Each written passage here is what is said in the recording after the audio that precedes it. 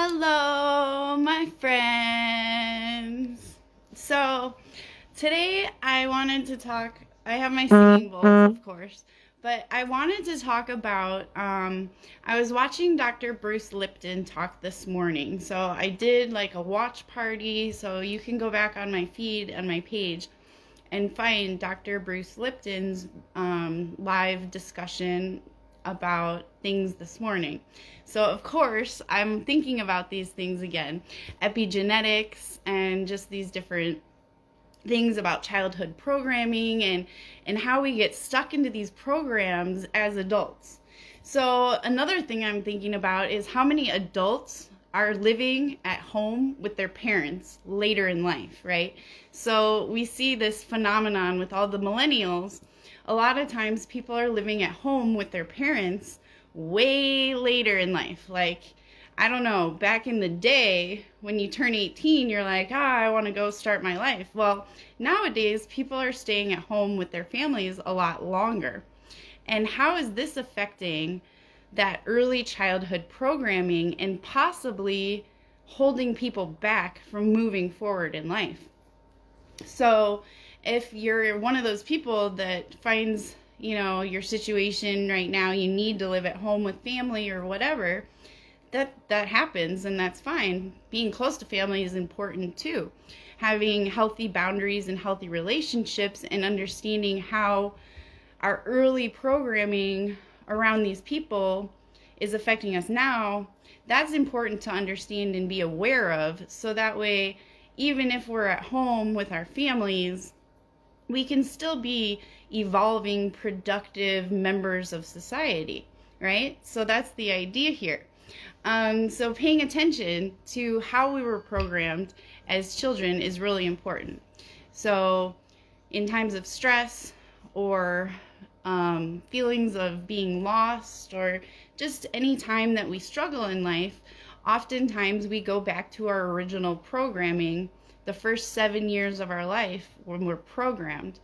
Not even intentionally, it's our subconscious working for us. So Dr. Lipton was saying 95% of your day you're working through your subconscious mind.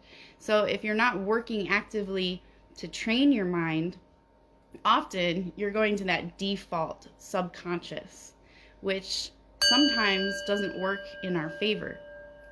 So being aware of yourself, your energy, how you feel, and then when you're around other people during holidays, or if you do live with family that you grew up with, recognizing these possible patterns of behavior that can manifest in ourselves just from being around the energy that we were programmed with originally early in life. Does that make sense? I hope this makes sense to you guys. Sometimes if we have to go back and live with family members, it can be during a rough time, right? Like we lost a job, or we got divorced, or whatever, something happens. So it's already a difficult time of life with your self-esteem and whatnot. So going back and living with other people, it's useful and helpful in the physical world because we all need somewhere to live, right? But how do we find a balance when we go back to staying with family, where we still have our sense of self and not fall prey to our subconscious and our early programming? So that was what I'm thinking about today. Epigenetics, early childhood programming, and how to fight it, get out of it, be the conscious creator of your life.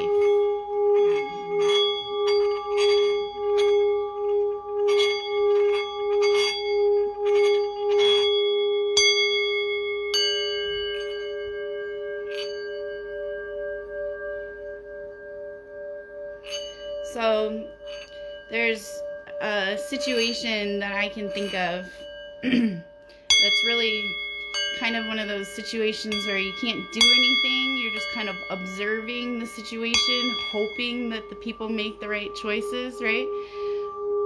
Giving advice and watching from afar. So I happen to know somebody that has terrible addiction problems. Addiction to alcohol, mostly. And this stemmed from early childhood, right? They grew up in a household with alcohol as an issue with one of the parents. And then as an adult, living in that household around that early programming can make it even more challenging for this person to have their new program, right? I don't drink. I don't do this. I don't behave this way. All these new adult programs that the person has chosen for themselves kind of get tossed to the side when they're thrown back into that early childhood programming in their household. So being able to have that separation within the household and healthy boundaries becomes really, really important.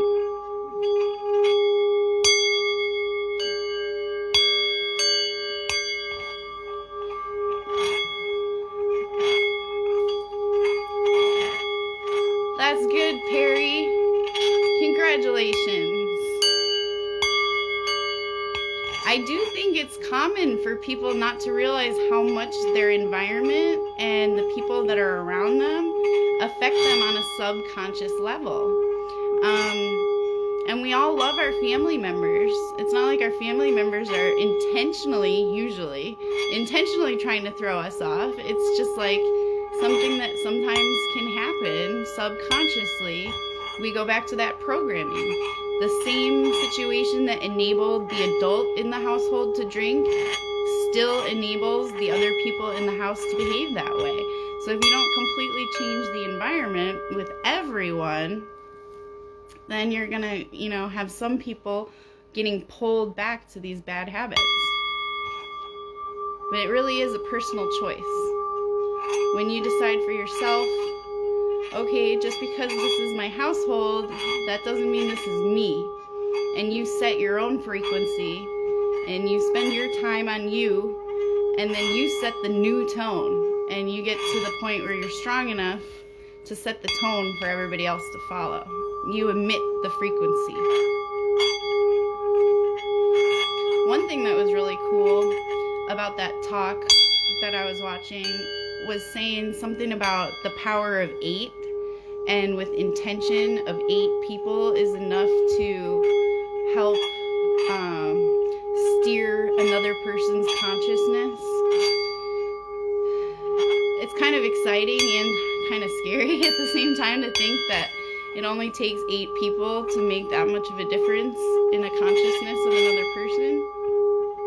But if we use it for good things, it's kind of awesome.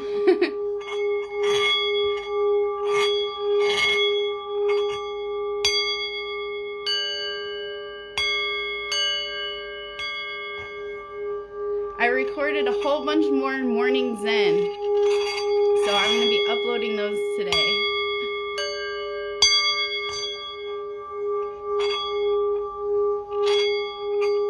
I'm thinking about including maybe some videos of the Tao Te Ching too, just to mix it up, have some different literature.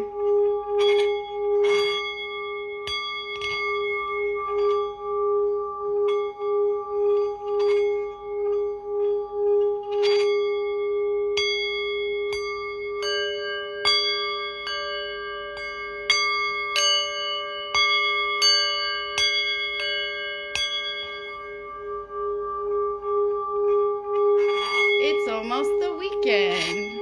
I don't know why I get excited, because my weekdays and my weekend are pretty much all the same. But I know other people really get excited because they're Monday through Fridayers.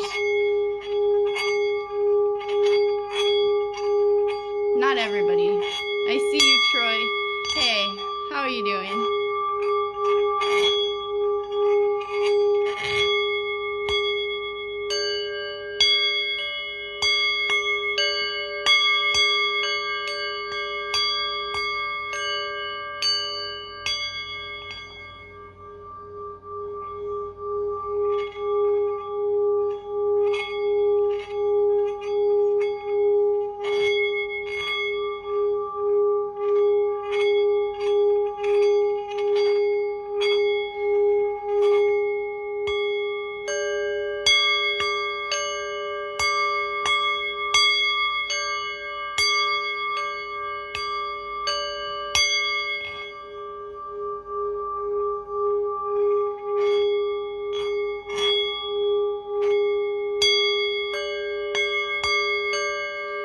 For those of you who may have missed my video yesterday, the one key thing that I really would like to keep repeating is that meditation is about finding the quiet and stillness that is already within you. It's not about trying to clear and calm your mind, because there's a part of you that is always calm and still. It's about finding and connecting to that part of you. I think I'm going to try to say that in every video so that way I catch everybody.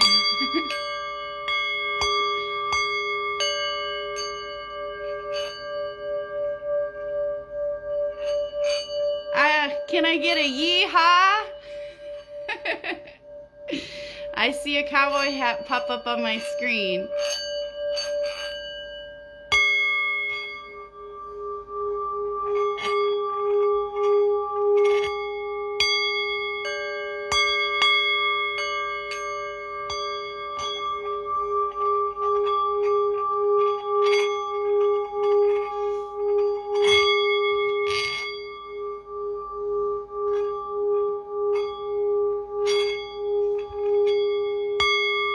So does anybody have any not so traditional traditions for the holiday season that they would like to share? I would like to get some new, unique ideas floating around out there for people. Yeehaw!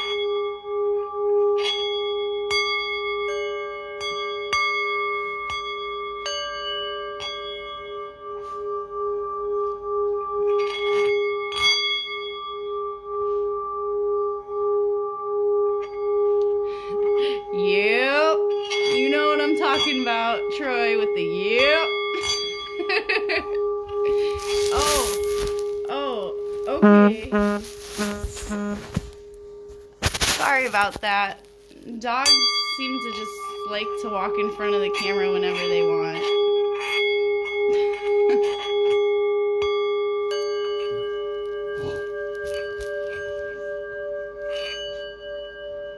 We could get a yeehaw or a yep or a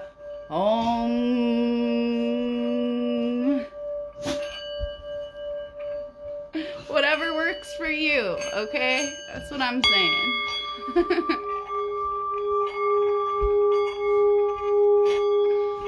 Well, I'm glad you are here, James, because every time I see that cowboy hat, I get a yeehaw within me. I can't control it. It's subconscious. See how easily the subconscious just takes over? It's what we were talking about originally, was the subconscious mind.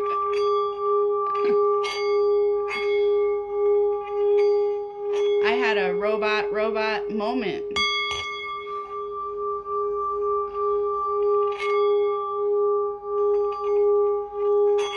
Christmas Eve party. Okay. Is there any like activities that you guys do that are unique to your family? You know, we used to, like when I was a kid, I grew up Catholic, so a lot of times we would go to midnight mass. My siblings are older than me by a number of years, so I was the baby of the family. I am the baby of the family. So on Christmas morning, I was the only one up at like the crack of dawn, right? Because I was excited, presents, you know. Everyone else would want to sleep in. So we went to midnight mass on Christmas Eve, so that way all the teenagers would be able to sleep in when I was a kid. But I would be sitting there under the tree with the presents in the morning, waiting, you know, shaking the boxes, picking up some of them and carrying them up the stairs and sitting next to my mom's bed and being like, can I open this one? Can I open just this one? Bingo. Bingo, that's fun. Poker. All right, yeah, game time. Do any of your families play bridge? I know that bridge is played on like one side of my family. Every family party, there was always a bridge game going on.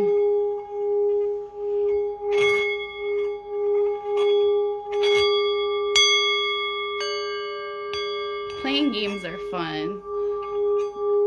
Do you guys have competitive families? Because I know some families can be highly competitive. I know the one side of my family has always been highly competitive. So we would play games. They get heated. It's all in good fun though.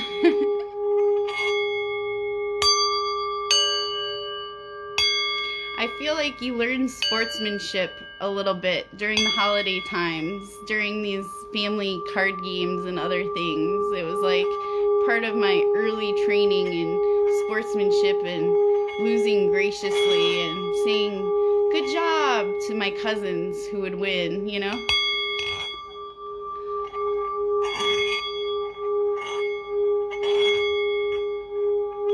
When I was much younger, we played volleyball a lot.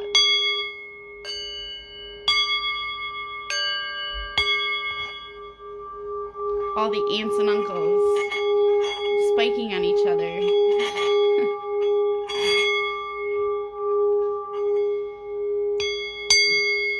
Yeah, bridge is not an easy game to learn. It's pretty complicated, isn't it, James? Like, I know that it seemed complicated and the partners had to have like really good communication, nonverbal.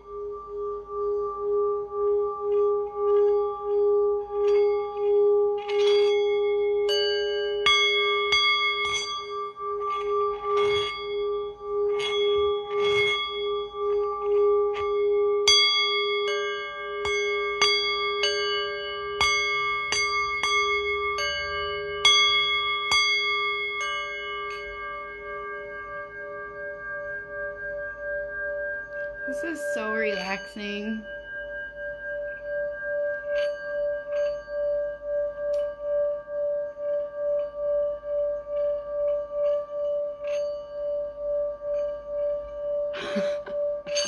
You play for blood? That's funny. So you are from a highly competitive family also. There's no crying in baseball, James. Keep your chin up.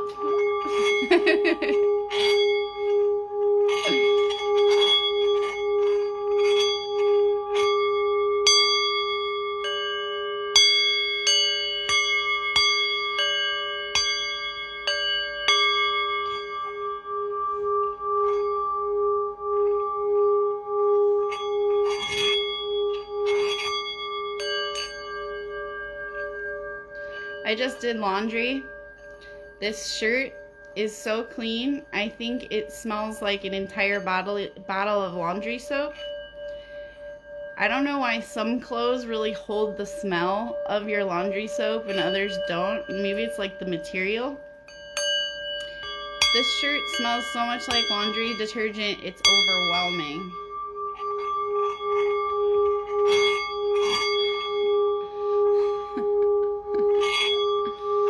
I'm like, whew, fumes of laundry soap. I have a very sensitive nose.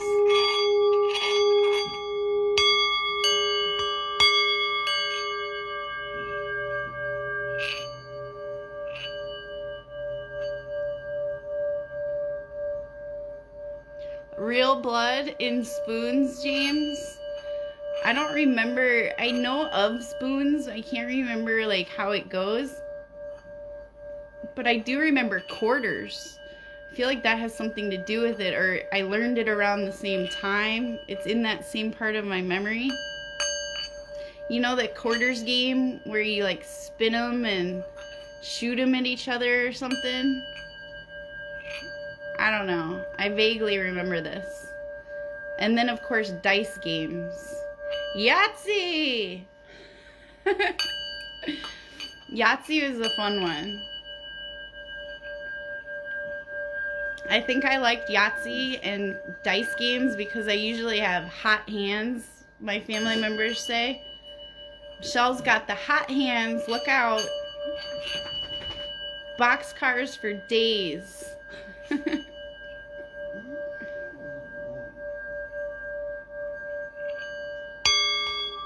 I'm thinking, I feel like we should have a game night coming up soon. in my world.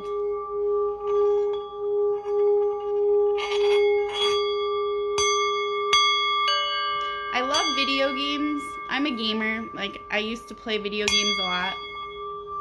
But there's something about board games and playing in person with people and board games that you can't get the same vibe from video games.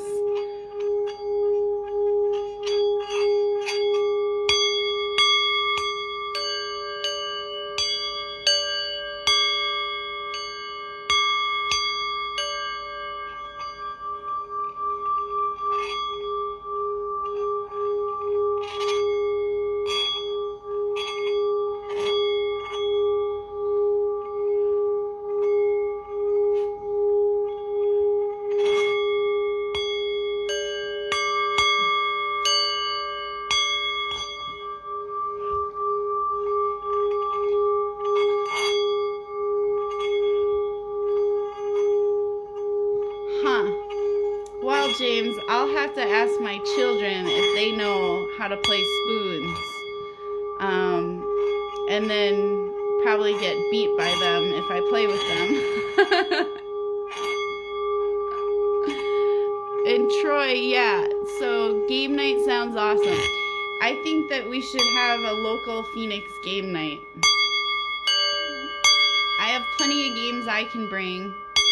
We can meet at a public location and bring games. Like, you know where a great place would be? Would be like Denny's or IHOP. Because they're open like 24 hours, at least they usually are. So we could play at night. I'm trying to think of a place that would be open at night that has food and drinks that's not a bar. Because I don't really want to go into bars anymore in my life. If I can avoid going into bars for the rest of my life, I think that's the route I'm taking. So, a breakfast place would be fun.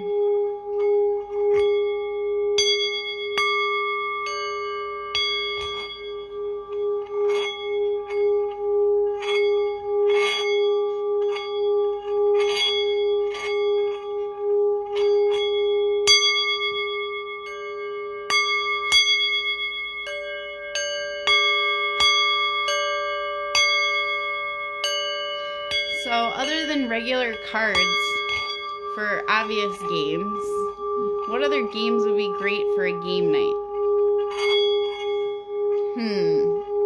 Spitballing ideas here. I have a game called Whose Meme Is It Anyway? That one can be kind of fun.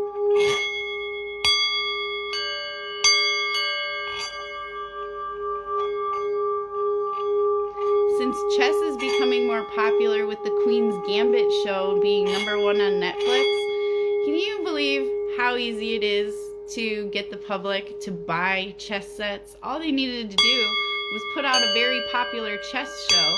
Did you see the market jump? The market jumped like 210% or something like that with chess boards. People bought them because of the show.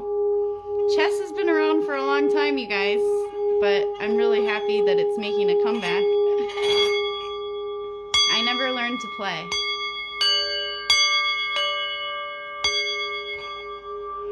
Do you guys know how to play chess, and have you watched The Queen's Gambit yet? I found it interesting on multiple levels. So, it talks about strategy, obviously, because chess is a strategy game. But I found it interesting about her use of pharmaceuticals in enhancing her abilities. So it kind of touches on, like, on a subtle level, drug addiction and using drugs to enhance your brain or abilities, whatever. It also had to do with, like, her having these visions and stuff, which is interesting too. My dad really loved chess. He always wanted to teach me, and I was like, never at the time, you know, as a kid, I just didn't have the patience to learn. I think I could now.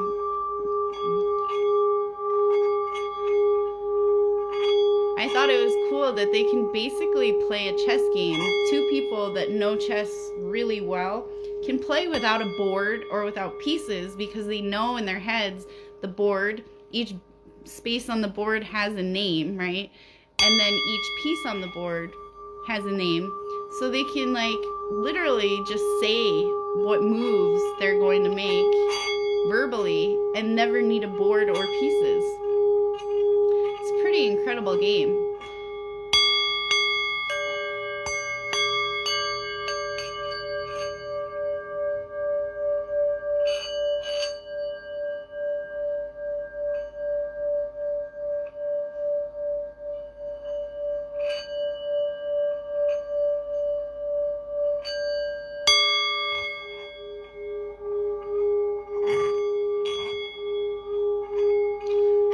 I don't know if you guys have Netflix, but if you do, it's kind of interesting and fun to go week by week and see what's trending so you know what people in the United States are watching. Kind of gives you an idea of like where people's heads are at. Because some weeks they're watching like that Tiger King show and everybody in the country is talking about the Tiger King, and I've stayed out of the public mainstream so much that sometimes I like to creep back in and see what people are paying attention to. And checking in Netflix and seeing what's trending kind of helps with that. So when I saw it was the Queen's Gambit, I was like, huh, that's interesting. And I actually watched the whole show.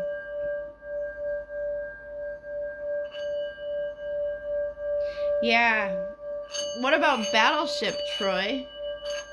As a military child, did you play Battleship too? It's another strategy game. It's very similar.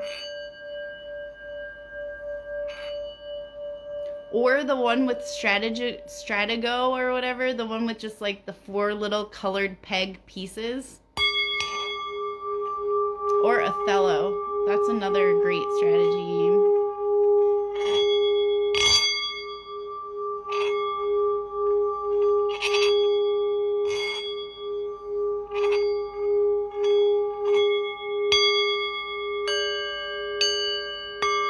Risk. Yes. So Risk was one of those games that could go on for days. Did you ever have one of those times where you had to like put the board up on the table or keep it to the side? Oh, well, we always had to put it up somewhere because of pets, like the dog or cat would jump on it. So do you ever have one of those games where it's so intense you have to like put it to the side and come back to it the next day?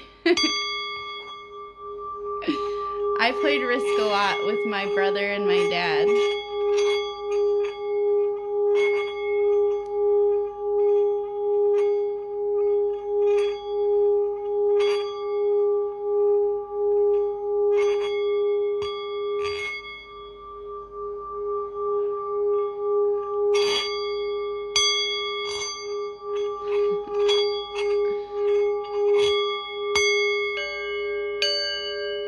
Another surprising game that can go on for a really long time, Uno. Whoa, that's intense. I love Uno. Sometimes those games can go on forever.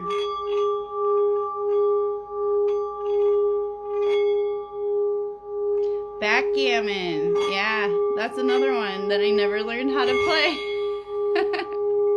That's the one that comes in the little suitcase, right? You can carry it around.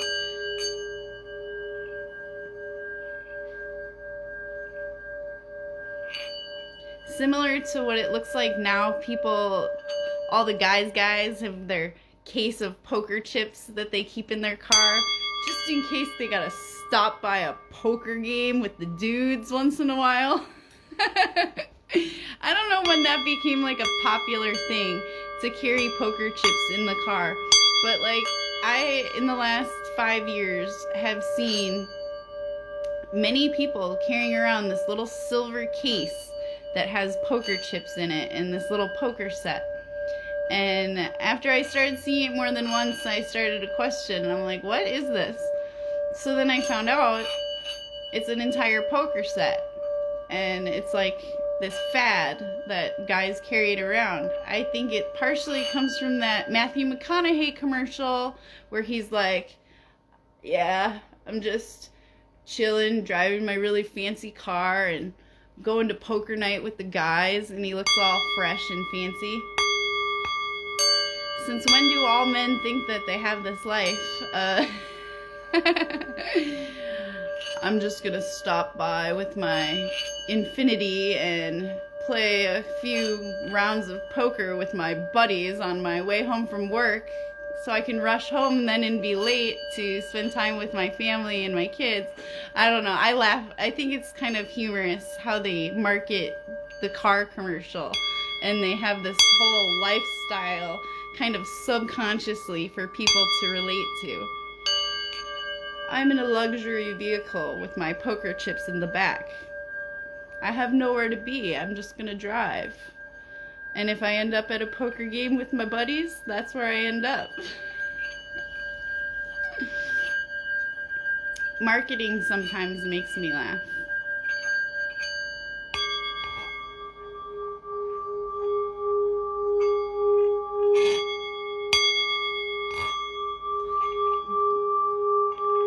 I'm wondering if these poker games and poker, if it's still growing in popularity or if it's plateaued, or what's going on with that.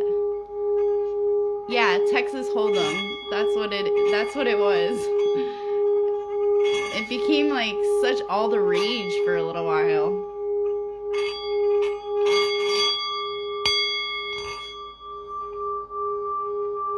I don't even know how to play, but I've done really well because I can read people really well. So like if somebody's trying to bluff, I've played one person specifically I can think of, and he's very good at poker. Like he goes to tournaments and does really well. Well, he doesn't like playing me because I don't even know how to play. Like when it's the over the river time or whatever, you know, when you're flipping the cards, I don't even know the terminology. But I can read this person so well that he can't beat me in poker because I can read him. So I got that going for me. You won't see me in a poker tournament. I don't know how to play.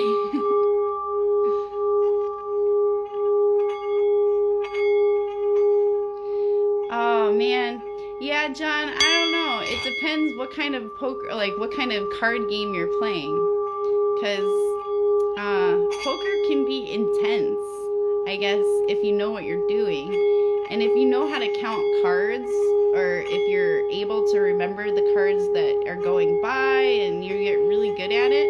I think it's really intense for those people.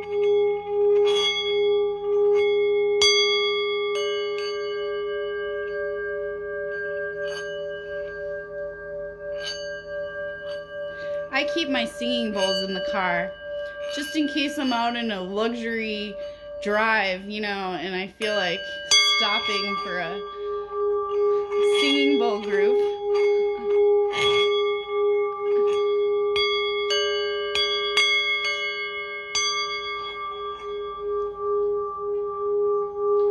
Do you guys keep things in your car all the time just in case? Like I used to keep a gym bag in my car just in case all the time, or running shoes, extra water, things like that. And then I'm like, okay, my car is becoming like a little second house. I need to empty it.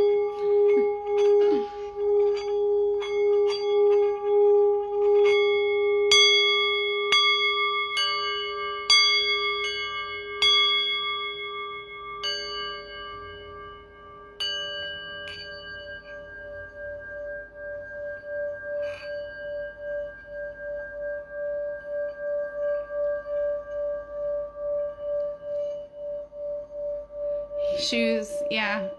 Shoes accumulate in my car. And hoodies, sweatshirts, jackets. At one point, I think I had 7 volleyballs in my car when I was coaching volleyball and my kids were playing a lot and I was helping out quite a bit. I'd open my car door and like volleyballs would come flying out and rolling down the road. So now I keep them in the trunk so they can't escape.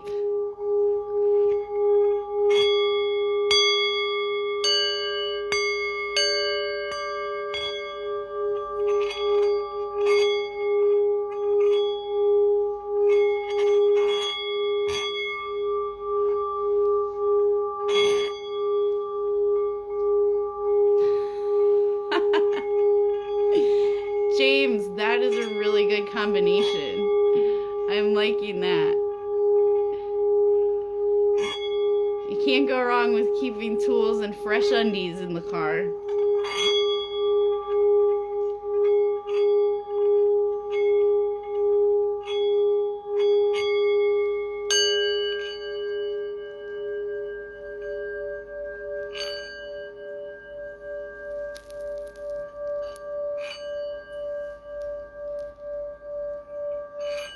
Have you guys noticed a better vibe in the world lately? Is it just me? Am I projecting my own positive vibes out into the world? Or have you noticed that it seems like, I don't know, we're in like a more calm time right now? Is this a lull in energy where people are not panic stricken and they're kind of just doing their normal routine, focusing on Christmas?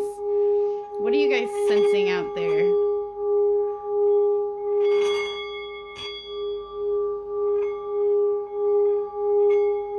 Anticipation for the 21st.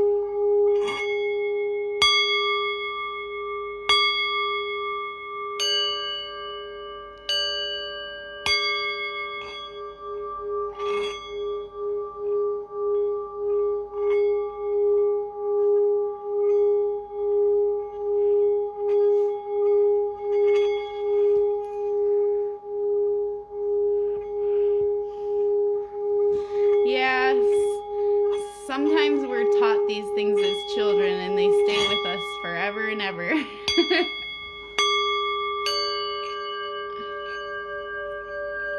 Again, that early childhood programming.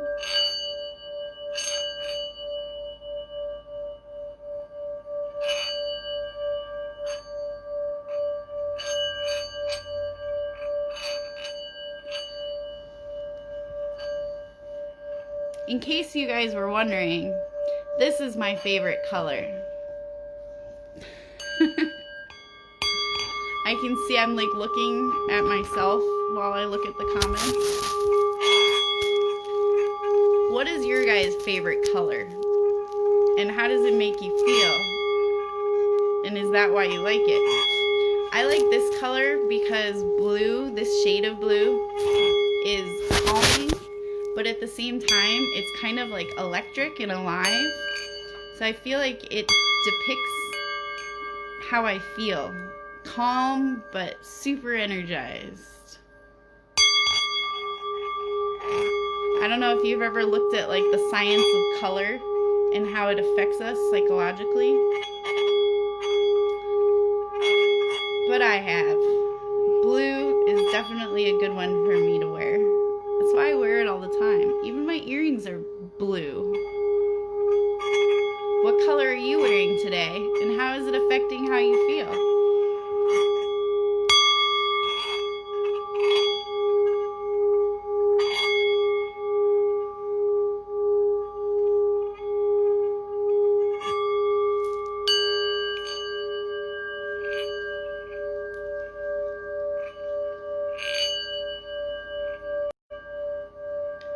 The reset is coming. Yes, James, wouldn't that be wild if we woke up and we were reset and we didn't remember everything that we knew? What if it was like Groundhog Day? I'm gonna go into the what if game. What if it was like Groundhog Day and we wake up remembering, but we're still stuck in the same day? Or what if we don't remember everything and we have to relearn all the lessons that we've learned up until now? I think I'd prefer remembering. Those were some tough lessons to go through learning. All right, we got a bunch of fans of blue. Blue is a great color.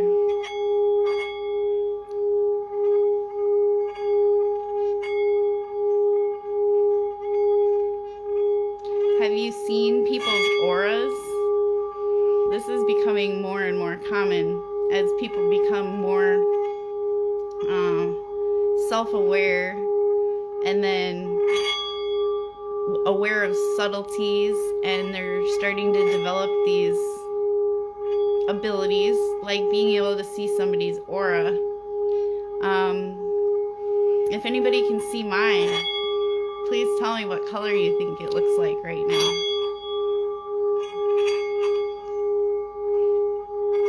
Too many Groundhog Days. I know. I kind of started to feel like, what's that movie? The Truman Show, where he gets up and it's like repetition and it's really a TV show of his life. Sometimes I feel like that. I think that's partially what motivated me to become so active on social media. I'm like, my life feels like a TV show anyway. What the heck? I'm living the Truman Show. Is anybody else out there feeling like this?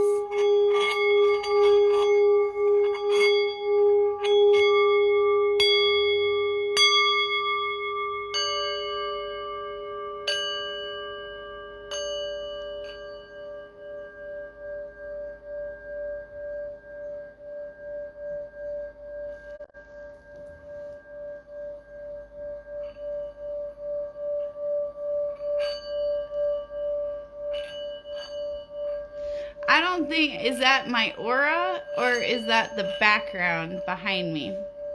Because the background behind me is really, really green. And I'm wearing green.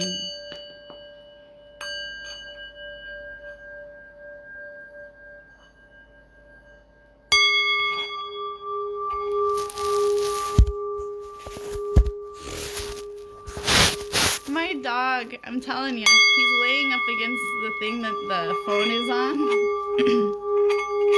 I think that's the third time he's knocked my phone over since I've been live. He wants to say hi to everybody. He's mad that he's not live singing. I might have to let my dog make some videos today.